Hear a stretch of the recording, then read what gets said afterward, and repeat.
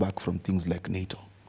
Like he pulled out from the Paris Agreement, pulled out from the Iranian Agreement. So American isolationism, them closing you out. You think that's a world threat? That's a bigger danger than them continuing being who they are.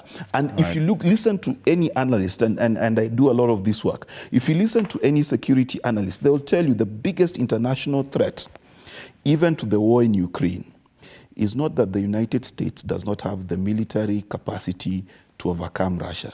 It is that if Trump comes and he decides not to support Ukraine, then France and Britain will not be able to carry that weight.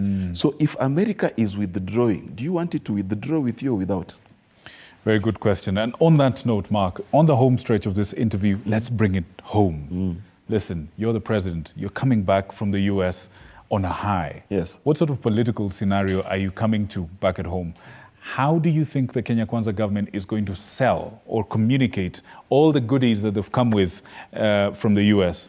And tell me, how significant is this going to be on how Kenya Kwanza, the posture of Kenya Kwanza, heading into what's remaining of the second half of their administration, the first term? First thing, we have to talk about the elephant in the room. Our young people, joblessness and the resources they need.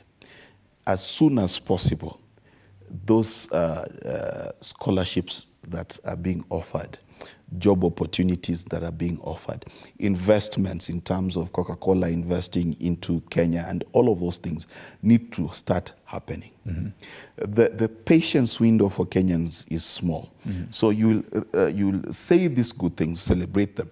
But if in 2 months they're not seeing some movement, then they begin to forget, and then you will have a hard time convincing them again. So it's very important that when he lands with his team, he puts the ball on the ground and hits the ground running as quickly as possible. That is going to be very critical. The other thing that is going to be very important is how he's going to handle the Haiti issue.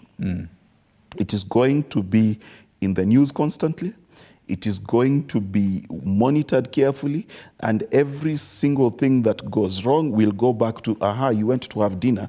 And so it needs to be managed quite carefully. And I'm speaking now like a strategist, because that is a communication risk for them. Haiti is a big, big communication risk. The other thing that is going to be very important is that target that you talked about, that now Kenyans should feel more secure, right? That's going to be very, very critical.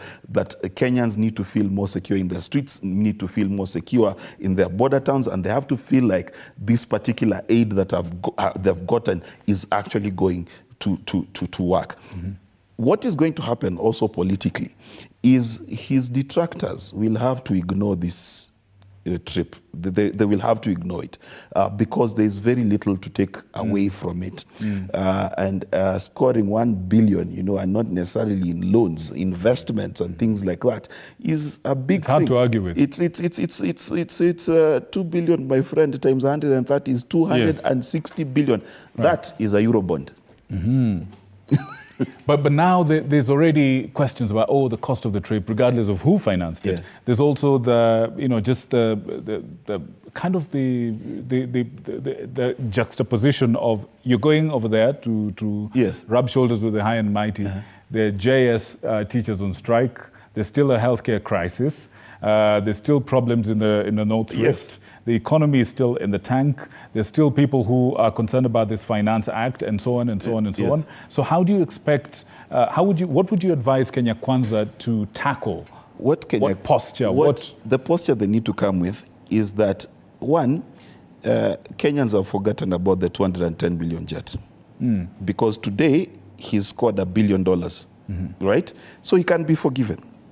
What Kenyans are going to expect is the same vigor, pomp, happiness, and achievement they've made in the United States.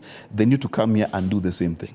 They need to start declaring victories against cattle raiders. They need to give aid to the people on strike. They need the flood victims. They need to humanely move people who have been caught up in the riparian land in the story that you just showed. So the Kenya Kwanza, when you come back, which camera should I look at? That one. Kenya Kwanza, when you come back, the spirit of victory you have, bring it for every Kenyan.